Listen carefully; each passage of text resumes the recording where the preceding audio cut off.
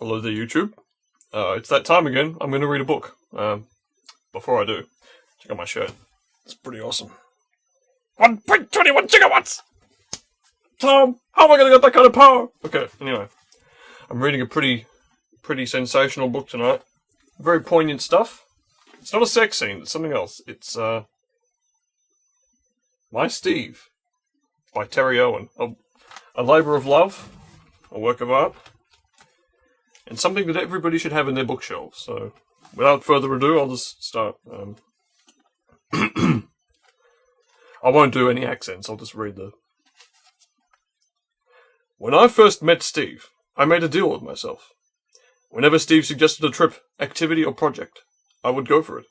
I found it all too easy to come up with some excuse not to do something. Oh gee, Steve, I don't feel like climbing that mountain or fording that river. I could have said, I'm a bit tired and it's a bit cold, or it's a bit hot and I'm a bit warm. Wouldn't that be obvious? There always could be some reason. Instead, I decided to be game for whatever Steve proposed. Inevitably, I found myself on the best adventures of my life. For some reason this time, I didn't say yes. I fell silent. I thought about how it would work and all the logistics of it. 1,000 concerns flitted through my mind. While I was mulling it over, I realized Steve had already walked off. It was the first time I hadn't said, yeah, great, let's go for it. And I didn't really know why. Steve drove us to the airstrip at the ranger station. One of the young rangers there immediately began to bend his ear about a wildlife. Robert peeing on a bush. I gave Steve a big hug and a kiss. This is a really long book. Hang on. We had arrived at a remarkable place in our relationship. Friendship. Our trip to Lakefield had been one of the most special months of my entire life. The kids had a great time.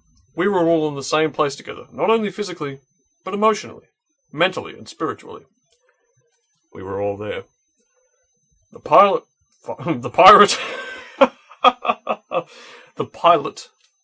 up the plane. Robert had a seatbelt on and couldn't see out the window. I couldn't lift him up without unbuckling him, so he wasn't able to see his daddy waving goodbye. But Bindi had a clear view of Steve, who had parked his ute just outside the gable markers and was standing on top of it, legs wide apart, a big smile on his face, waving his hands over his head. Doesn't say if he was wearing anything, though. I could see Bindi's note in one of his hands. He read it and was acknowledging it to Bindi. She waved frantically out the window. As the plane picked up speed, we swept past him, and then we were into the sky.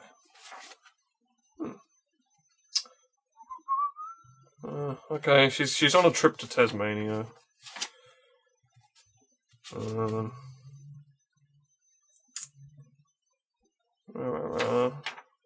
Okay,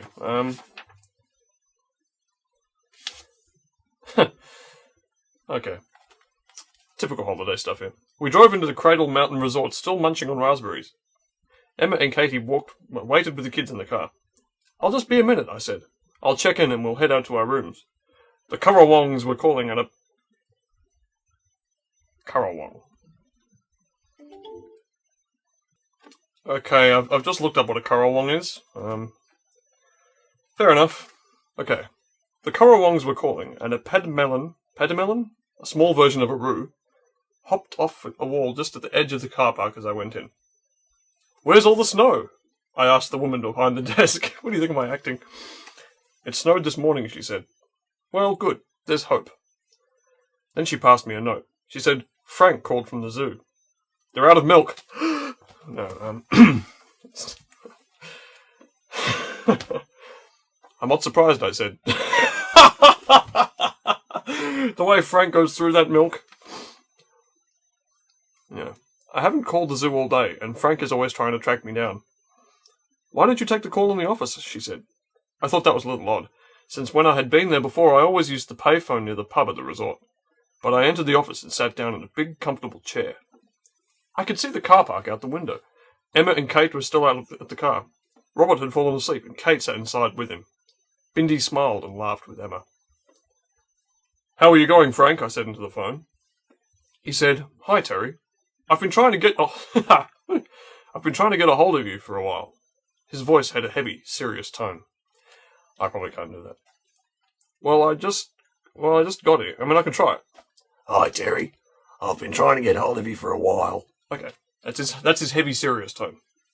Well, I just got here. Sorry about that, but I'm here now. What's up? I'm sorry to say that Steve had a bit of an accident while he was diving, Frank said. I'm afraid he got hit in the chest by a stingray's barb. Barb. I'm sure there wasn't much of a pause, but I felt time stop.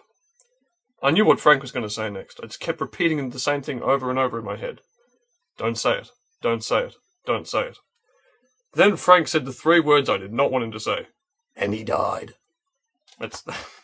I'll stop doing that voice, because you can't really understand it. It says here. And he... This is actually pretty sad, you know. I took a deep breath and looked out the window. There was Bindi, so happy to have finally arrived at one of her favourite places. We were going to have fun. She had brought her teacher and Kate. She was so excited, and the world stopped. I took another breath. Thank you very much for calling, Frank, I said. I didn't know what I was saying. I was overwhelmed, already on autopilot. You need to cancel the rest of our trip. You need to contact my family in Oregon. And you need to get us home. So it began. Well, that's pretty depressing. Yeah, there's a lot of stuff in here.